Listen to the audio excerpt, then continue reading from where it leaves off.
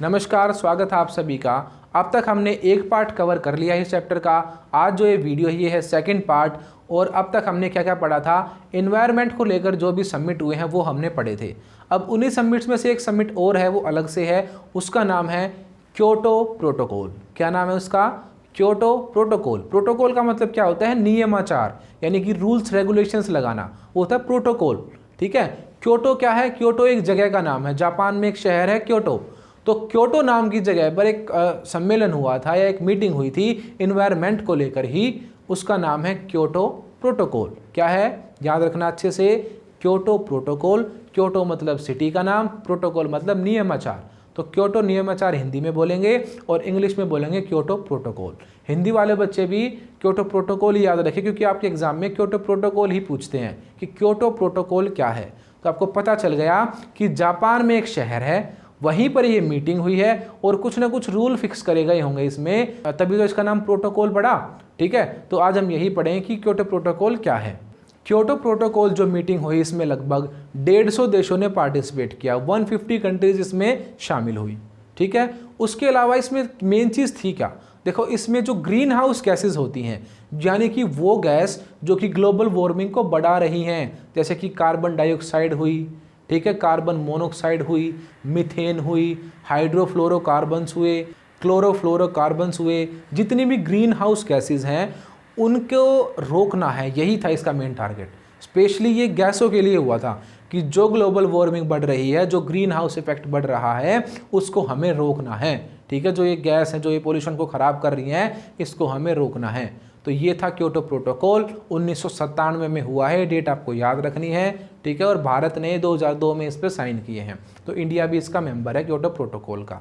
ठीक है। पर आपको एक बात ध्यान रखनी है कि इंडिया को इसमें छूट मिली थी कुछ, क्योंकि इंडिया ने कहा था कि जो क्योटो प्रोटोकॉल है उसमें हमें छूट मिलनी चाहिए, क्योंकि हमने इतना ज़्यादा पोल्यूशन नहीं फैलाया है जितना कि बड़ी बड़ी कंट्रीज़ ने इंडस्ट्री डेवलप करके फैलाया है। हमें जो है अपनी इंडस्ट्रीज़ को डेवलप करना है, तो हम पर्यावरण का तो ध्यान अच्छे से रखेंगे, पर हमें कुछ छूट मिलनी चाहिए। तो कुछ गैसों को यूज़ करने की भारत को छूट मिली हुई है क्योटो प्रोटोकॉल में। ठीक है। तो क्योटो प्रोटोकॉल क्या है? 1997 में 1997 में एक समिट हुआ है। इस समिट में क्या था, लगभग 150 कंट्रीज शामिल हुई हैं और जितनी भी ग्रीन हाउस गैसेज हैं उनको रोकने के लिए सम्मेलन हुआ है। यही था क्योटो प्रोटोकॉल। तो ये टॉपिक हुआ हमारा यहाँ पे ख़त्म, क्योटो प्रोटोकॉल। अब देखो, मोस्ट इंपॉर्टेंट टॉपिक मैं आपको पढ़ाने जा रहा हूँ। बिल्कुल सिंपल सा टॉपिक है ये। और ठीक है, दोबारा से आप वहाँ पर आ जाओ 1992 में। मैंने आपको अभी बताया था कि 1992 में एक सम्मेलन हुआ था, अर्थ समिट या पृथ्वी सम्मेलन। इसमें क्या हुआ था, बहुत सारे देशों ने पार्टिसिपेट किया, पर्यावरण पे बात की थी, तो इन्होंने एक रिपोर्ट निकाली थी। फिर उस रिपोर्ट का नाम था एजेंडा 21, एजेंडा 21। ठीक है। एजेंडा 21 क्या है ये आपसे पूछते हैं, और इस एजेंडा 21 से एक क्वेश्चन निकल के आता है आपका, साझी परंतु अलग अलग जिम्मेदारियां, कॉमन बट डिफरेंट रिस्पॉन्सिबिलिटीज। इसका मतलब क्या है? एजेंडा 21 में देखो क्या बात कही गई थी। एजेंडा 21 क्या है? रिपोर्ट है जो कि अर्थ समिट में निकली है। ठीक है। एजेंडा 21 कहाँ पे निकली है?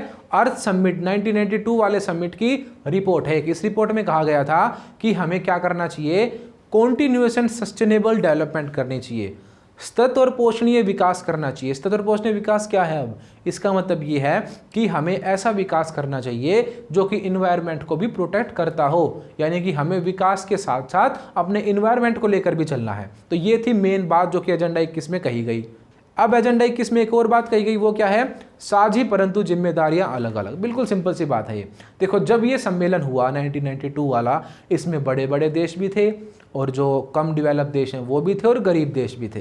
तो जो हमारे जैसे देश थे, हमने हमेशा से ये एक बात कही है, अमीर देशों से हमने कहा कि भाई तुमने तो दुनिया भर का पोल्यूशन फैलाया है, हमने तो अभी इंडस्ट्री शुरू भी नहीं करी, उस टाइम पे हम तो बिल्कुल स्टार्टिंग में थे। तो हमने क्या कहा कि जितना पोल्यूशन तुमने फैलाया है उतना हमने तो नहीं फैलाया।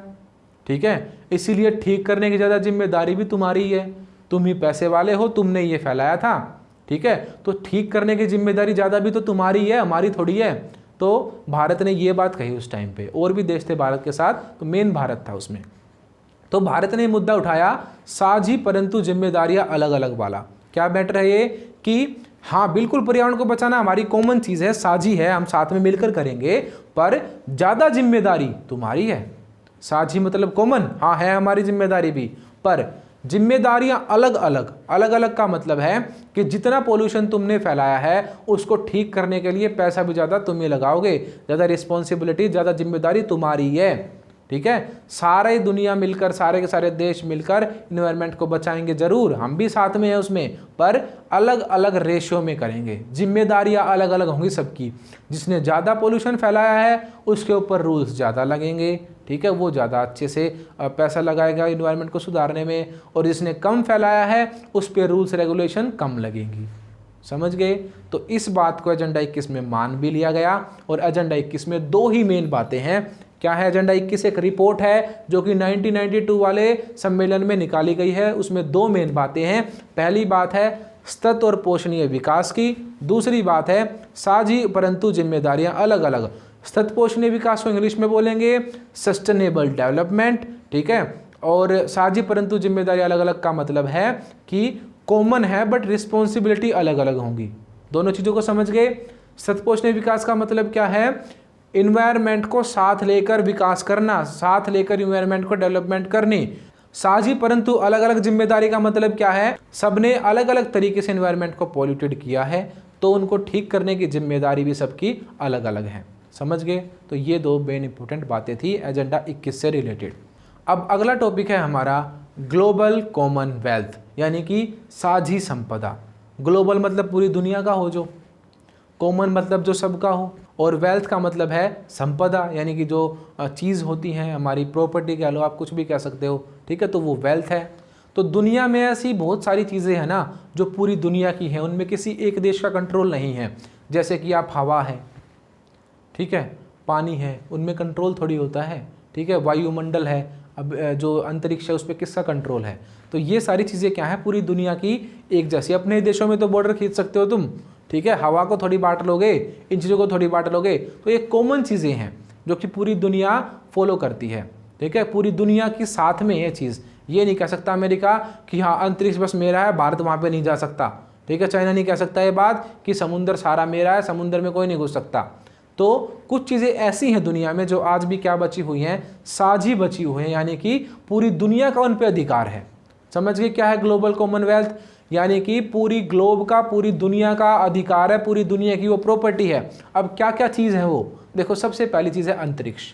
अंतरिक्ष में क्या है, किसी देश का रूल नहीं है, बेशक किसी के सैटेलाइट लगे हों, पर अंतरिक्ष में सभी आने जाने के लिए फुली परमिटेड हैं, किसी को रोकथाम कोई नहीं है वहाँ पे, ठीक है। तो अंतरिक्ष क्या है? अंतरिक्ष को बोलते हैं स्पेस। तो स्पेस जो है वो क्या है, एक ग्लोबल कॉमनवेल्थ है, साझी संपदा है। दूसरा समुंदर जो है, समुंदर जो है वो भी खुले पड़े हैं, वो भी सबके लिए होते हैं, सब वहाँ पे व्यापार करते हैं, सब वहाँ पे घूम सकते हैं, कुछ भी कर सकते हैं, ठीक है। बाउंड्री होती है देशों की अपनी, पर वो कुछ ही लिमिट होती है उसकी भी। बाकी जो समुंदर पूरा खुला पड़ा है वो सब यूज़ करते हैं उसको।